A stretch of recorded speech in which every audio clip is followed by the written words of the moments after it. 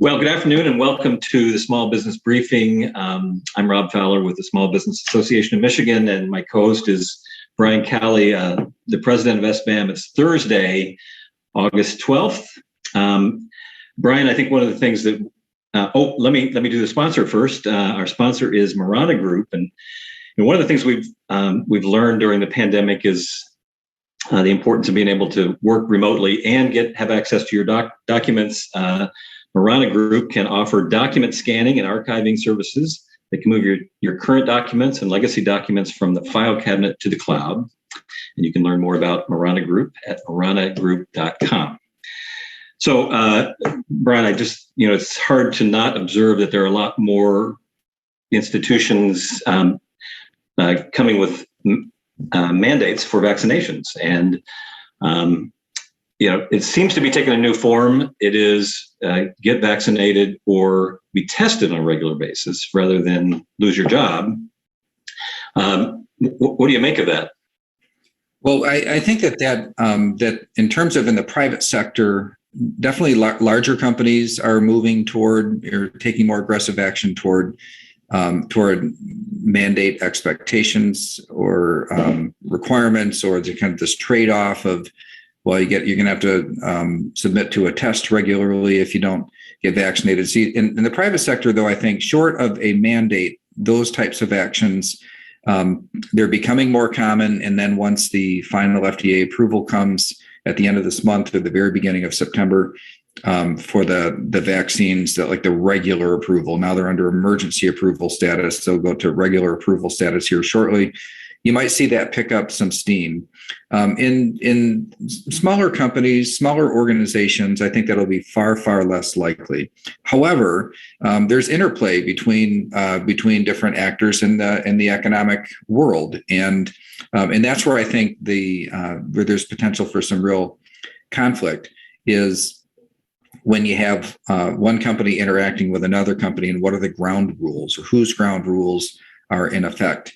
For healthcare, I think they're all going toward an expectation where people get mandated, or kind of mandate that people get vaccinated. In other parts of the economy, I don't think it'll be that straightforward. It does kind of beg the question, what are state requirements, like the requirements imposed on everybody, expected to be?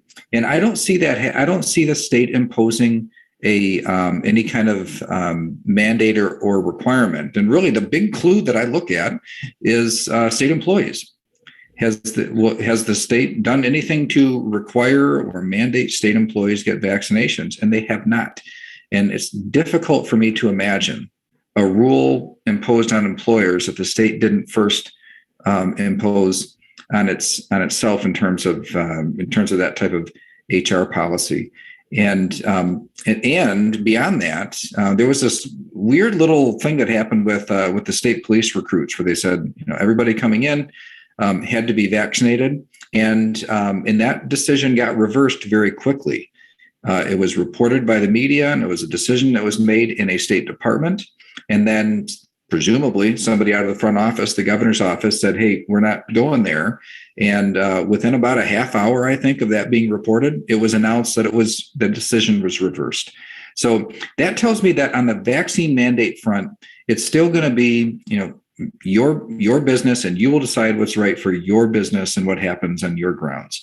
But again, the complicated factor is going to be you interact with other organizations in your business, and how do you work out differences and expectations between what you have in your operation and what others might expect of you. I have talked to many of our members about this, just curious about what they're doing, what they're running into, and it does seem like there's kind of, in most cases, it's being informally worked out. So, as you might imagine, people aren't shy about sharing, "Hey, I'm not going to get that," or others saying, I got it, putting on a sticker and the social media and everything. So it's not a secret usually. And so it has allowed for smaller employers to just kind of know, and I've got somebody who I'm a vendor for. They want only vaccinated people. I know which ones on my team are vaccinated. Therefore, I'm just going to decide that those are the ones that I'm going to send to deal with this particular company. And so that kind of informal workout arrangement has been utilized, and I haven't seen much beyond that, where it really comes down to some kind of a certification. And but again, when that comes up, probably be within the healthcare sphere.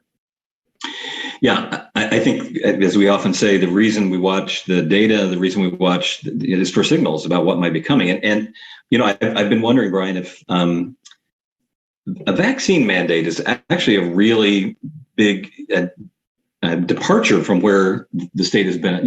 A mask mandate is one thing.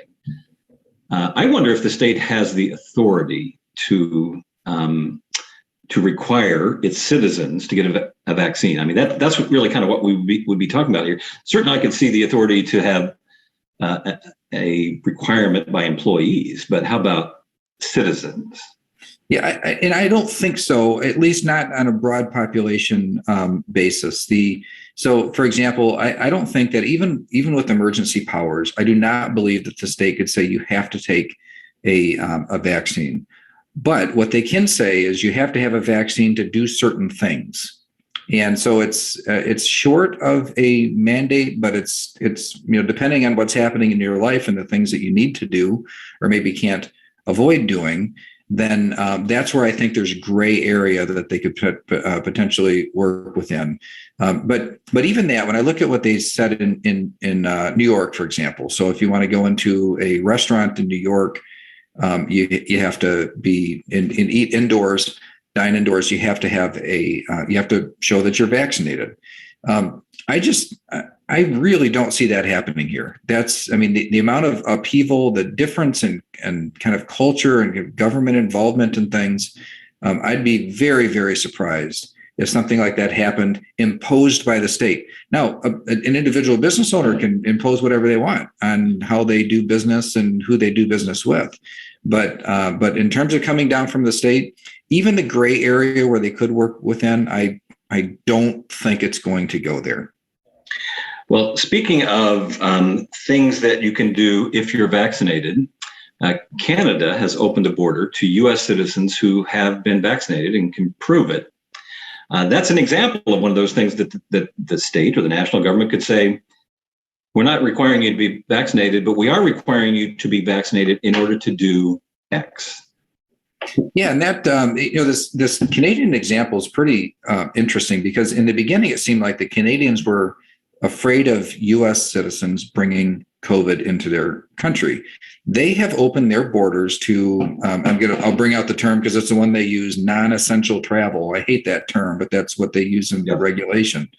And but they have now opened their borders to vaccinated U.S. citizens going there for leisure or vacation and shopping or whatever. But the U.S. has not yet reciprocated. And that's actually a pretty big issue for some of our border towns that have traditionally relied on Canadian tourism. So the Canadians coming to the U.S. to shop, Canadians coming to the U.S. for different activities, a lot of great things in Michigan that are just over the bridge in Sarnia or in the bridge in Windsor. Or Sault Ste. Marie are there's little ecosystems there to service Canadian businesses, and it's a big problem for those communities that the U.S. is still saying that Canadians may not come except for there's a lot of Canadian nurses that work in the hospitals in Detroit. There's integrated manufacturing systems where people are delivering things back and forth. But in terms of that tourism travel, still disallowed in terms of Canadians coming here. All right. One of the things we've been kind of observing is the relationship between our health recovery and our economic recovery. Report just came out earlier this week that Michigan is really lagging behind in its economic recovery compared to the other states. And I think not a surprise in so many ways because we were more restricted than most other states for a longer period of time. there are a lot of different ways that you can look at economic recovery. And what I like about this MLive covered the report, but this most recent report on our recovery is it looks at job recovery. So, you can look at workforce size, you can look at GDP. The thing that GDP is hard to there's so many different stories underneath gross domestic product that it kind of hides problems when you have, maybe one industry that's doing really well and others that aren't doing as well. But if you look at jobs recovered compared to the immediate period post-pandemic or pre-pandemic, that I think is very instructional, kind of generally how much opportunity is coming out of our recovery. Michigan ranked as 43rd out of 50 states, so 43rd in recovery of jobs that were lost during the pandemic. And there was an interesting and I think very instructional commonality of the top 10 states for most jobs recovered, and that was that all 10 had ended their pandemic unemployment federal bonus early, and it makes sense, right? I mean, there was demand for people, jobs were back, and more people filled those jobs. So those jobs that were recovered, both opened and filled, the top 10 states all did that. And I don't think it's a coincidence. I know that there are other factors. The $300 weekly payment from the federal government is a factor, but it's an important factor. And I have a hard time believing that the number of jobs recovered would be 10 for 10 on that list of the top states, and those that exited the system early. Now, that said, there's hopefully an equalizing force coming up, which is that on September 4th it ends nationwide, so it ends as an option for everybody at that point. And so I think that'll create some margin, at least some marginal benefit that people are going to be they have to make a tough choice at that point. They won't really, not as many people have the option to just not get back into the workforce because the state unemployment system is $362 at its max without the federal add-on. Well, that is the end of the pandemic unemployment is, as you said, September 4th. That's effectively 3 weeks from now. I think there was some talk in the legislature about ending it sooner. It sounds like you don't believe that that's a likely outcome, that we're just going to live with it for 3 more weeks. Yeah, there was some negotiation happening, but those negotiations broke down over a month ago and really never picked back up. Basically, the legislature wanted to end the pandemic unemployment insurance early, and what the governor was looking for was, okay, I'll end it early, but I want the state permanent benefits increased forever. And because Michigan is lower than surrounding states in terms of the standard weekly benefit.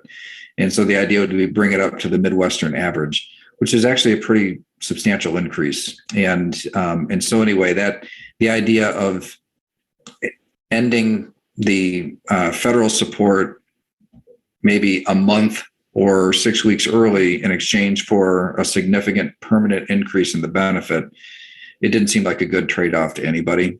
So those talks broke down. On the business community side, that didn't seem like a good trade. So those talks broke down, and so we just have to wait it out until September 4th. Okay.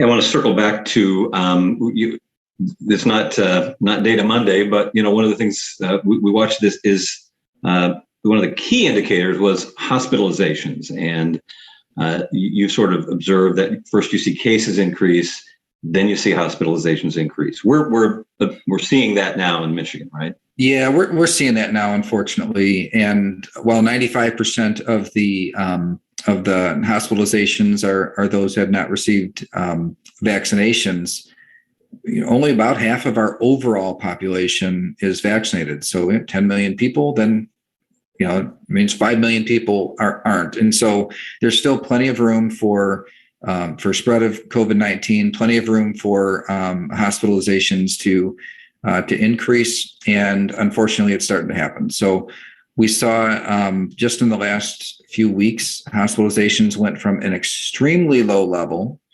of a little less than 300. So it's 294 in the state census. And they went up to 745. Now, 745 is not, that's our system can handle that and handle it without any real trouble. It's not the fact that it's at 745. It's the fact that in a very, very short period of time, it more than doubled. And that's, so it's not, it's not surprising though, if you look at the way it's been about a month now that we've seen cases creeping up, and then we've seen the now hospitalizations increase at a level to where I'm nervous for 4 to 6 weeks from now when I look at that type of trajectory.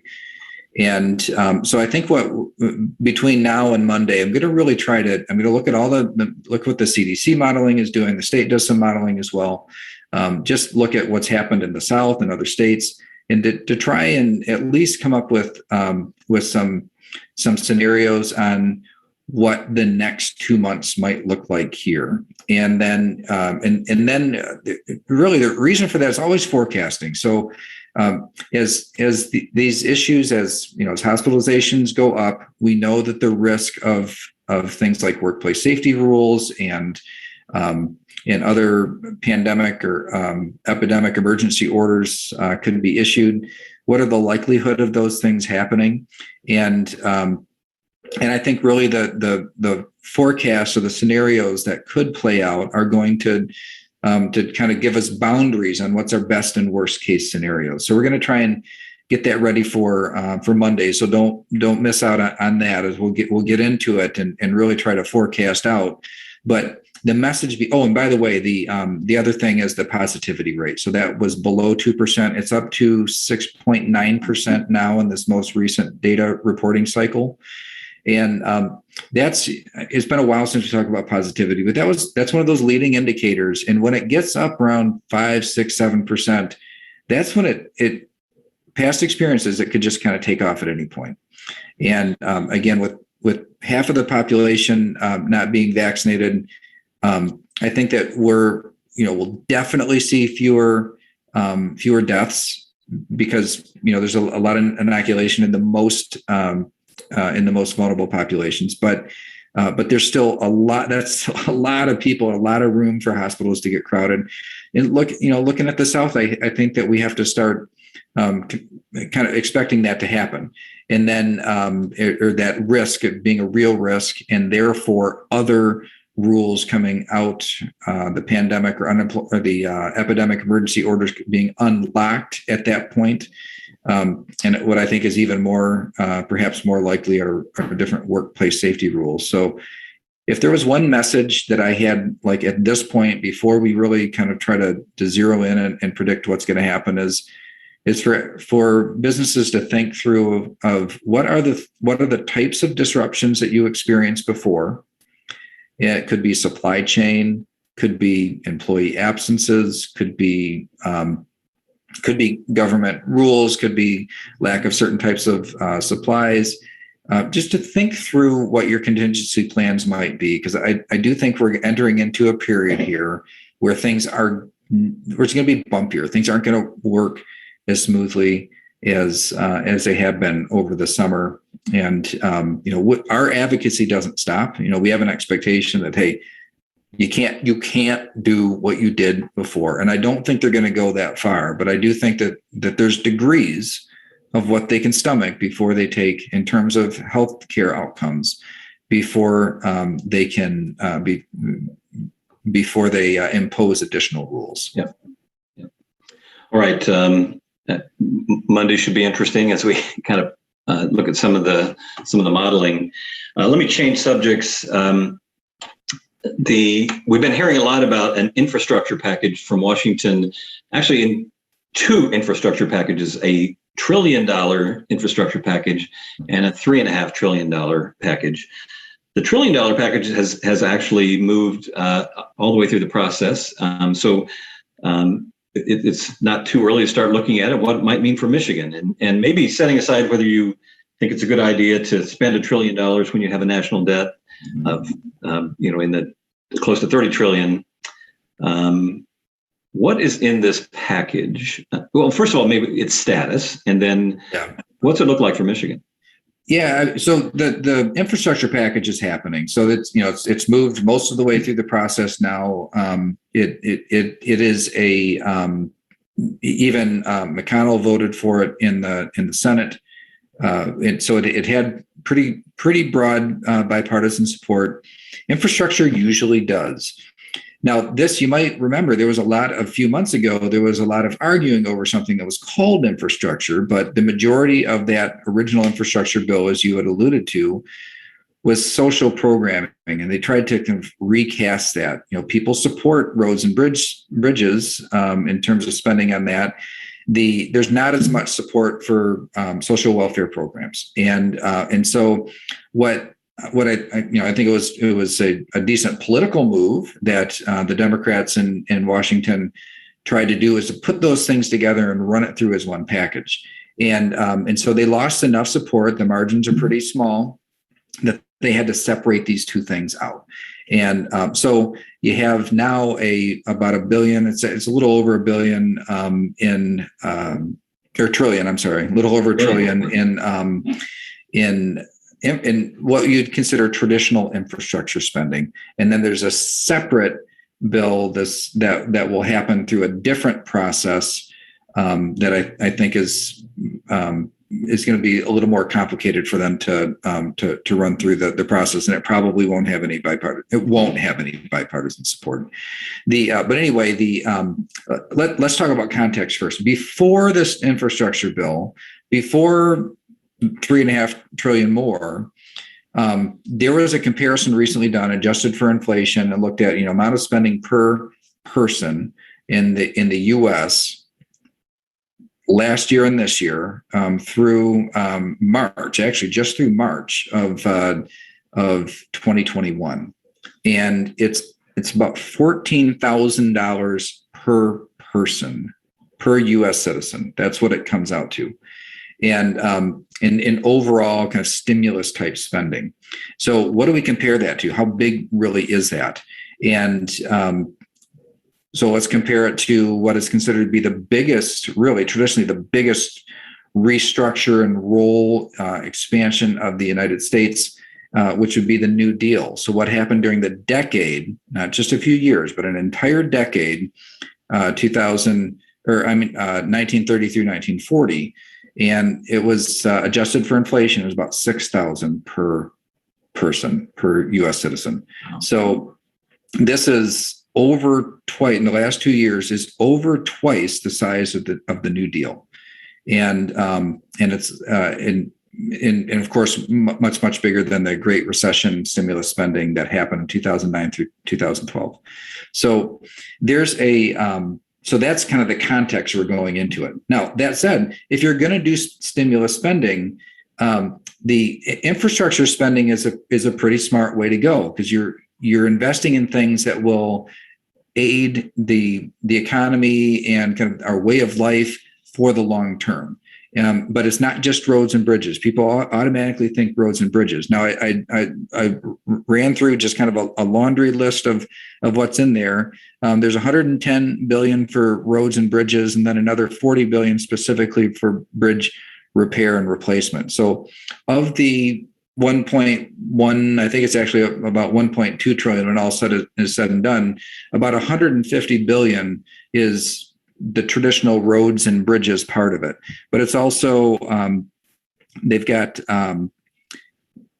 transportation, 11 billion for transportation safety, 39 billion for modernizing public transit, 66 billion for passenger and freight rail, another 12 billion for partnership grants for intercity rail service. When you have all the connections, you have 65 billion for the broadband infrastructure, 25 billion for airports. there's water and electric grid and sewer, and think of all of these infrastructure things all put together. That type of infrastructure spending, instead of some of the other stuff that happened earlier, would have really hit the spot. So now it's kind of an awkward position where it's like, yes, this infrastructure package makes sense. Frankly, it made sense 5 years ago. There was some talk that that it may have been something like this early in the Trump presidency. Ended up going with tax reform as kind of the big thing that they put all their energy into, which was also something I think paid big dividends for the overall economic performance of the nation. So the competitive tax reform. Now, infrastructure spending, but the context is worrying. That there's nothing in that bill in particular. Now that they've separated it out from the other stuff, the infrastructure bill itself, it hits a lot of really important things that we've advocated a lot for in the past. Really, my only concern with it is the fact that it's just piled debt on top of truly, truly unprecedented amount of increase in spending that there is no plan at all on how to deal with any of this. It's not even part of the conversation. There's not anybody who's even suggesting a way to try and get this to a point where where the debt is even being managed, let alone retired. Yeah. I remember being in Washington at the National Small Business Association meeting a number of years ago at a White House briefing, and I had a chance to ask the question to one of the economic advisors just about the national debt and how concerned they were about it. And the non-answer was very interesting. It was that, to your point, they didn't think it was a problem, wasn't too big of a debt for the United States to carry. And it is way bigger today than it was back then when I asked that question. If we look really at what comes to Michigan, it's maybe a little too early to know exactly, but speculation is about $7.3 billion for highways, $563 million for bridges. The broadband certainly would 100 million or so is speculated to come to Michigan, and all of that would absolutely be helpful to our state's economy and in the long term important investments. I think one of the things that I thought was interesting is a lot of focus on charging stations, a national network of electric charging stations for electric vehicles, having maybe two impacts on Michigan. Obviously, some of that coming directly into Michigan, but certainly to the auto industry as they convert their fleets to electric. Yeah, so expect the infrastructure package itself to be a vehicle, no pun intended, I guess. But I couldn't think of another word, so on the spot there. That will be a vehicle toward a big advancement in charging infrastructure. So there's a lot of things happening there. Michigan definitely on the forefront. Our industry here and the entire supply chain for electrification of a lot of processes, but especially in vehicles and moving away from fossil fuels, it'll get a big advancement. It's always been a chicken or egg thing. Where do you develop the cars, and then the charging infrastructure has to respond to that demand that's increased, or do you put the charging infrastructure in place and then hope that the cars end up using the infrastructure? The next big battle that I see in that area is who owns the charging infrastructure. Like where is it? And there is already a refueling network, which is extremely extensive, gasoline and diesel. Yeah. I think the next big question is, where is the charging infrastructure? Because charging a vehicle, even the relatively fast ones, are still not like filling up a tank of gas. Does it make sense for them to be in traditional places where refueling happens? And if the answer is no, then the amount of upheaval on property across the landscape, especially at freeway intersection type business districts, will be breathtaking. When you consider a transition over the next 10 or 15 years. So I think this is a really important public policy question, is if the government is going to get involved in charging infrastructure development, are they going to do it in partnership with their current refueling industry, or are they going to try and do something totally different? So that's, it's one of the things. It's an exciting new thing. Michigan is definitely poised to benefit more in terms of our overall economy, because the production capacity for this transition, and the expertise, the engineering, the designing, it's all here. It's just a matter of the overall change in the economy that other players that service the auto industry or service automobiles, how are they brought into this transition? That'll be a really important question for the future. Yeah. Well, actually, thanks for your insight on that. That's what we have for you today for the Small Business Briefing. Thanks for joining us. We'll be back here on Monday at 3:00. Look forward to seeing you then. See you on Monday.